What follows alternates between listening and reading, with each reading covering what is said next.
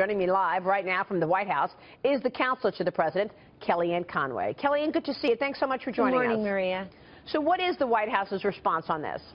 The response is exactly what the president has said over the weekend, Maria, which is as part of the House Intelligence and Senate Intelligence Committee investigations into possible Russia connections, which of course have not been proven, the president would just like this to be part of that investigation, that the committees would use their oversight authority to see whether or not this in fact happened. We know that there was a lot of political motivation, a lot of politically motivated investigations and stories and activities during the campaign, and he would like this to be incorporated as part of the investigation. We're glad that there is at least some receptivity to that, and the White House has said we won't comment further on that particular piece of it until that oversight is completed. Yeah, that's interesting because it should be part of it. I agree with that, but let me ask you this. It's almost as if the president's, damned if he does and damned if he doesn't. In other words, he wants to get the word out to the public that he was tapped. But on the other side of the coin, if he reveals too much, he's basically revealing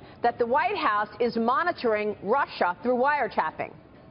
Well, and this also goes to a double standard about anonymous sources. People are so quick to judge the president and demand specific information from him, he who has intelligence and information that the rest of us lack, and rightfully so.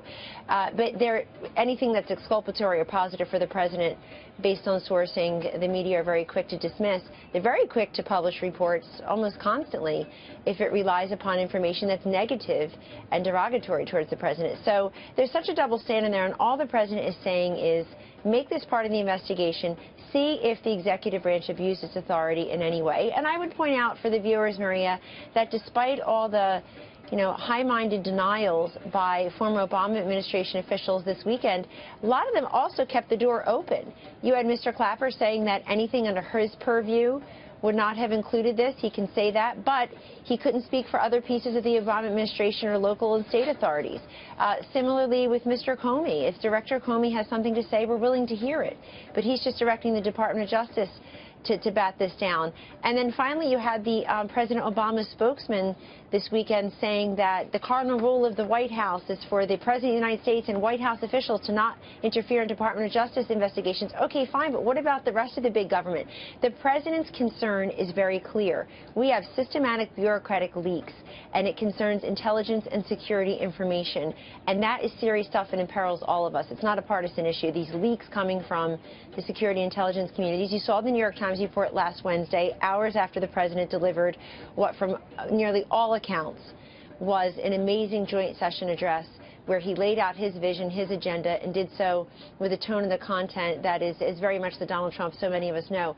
And yet the next day it was revealed in the New York Times that the Obama administration scurried around to preserve and indeed sprinkle around the administration a lot of this information. They weren't expecting Donald Trump to win, and once he did, there was this rush to sprinkle this information around. So we need to know exactly what happened and who was behind it. But some of these denials also left the door open for other parts of the administration perhaps to have been involved.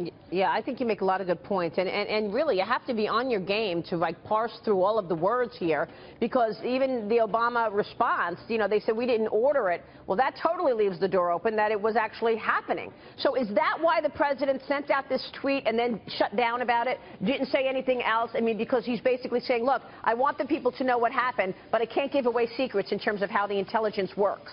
Well, that's right. Plus his tweets and the other calls for the investigation through our press secretary, Sean Spicer, speak for themselves. And let's see what the intelligence committees will do now. I'm very happy to hear that they're at least open to it because we're going to, everybody screams Russia, Russia, Russia all day long.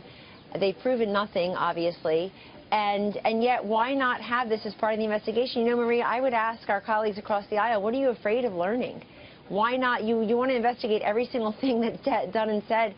Why not annex this? Why not incorporate this very logically into the existing investigation? The president has just said that we want to see if there were any abuses of executive power in this last administration, and it's part of the oversight authority of these committees. Let's just see what's there.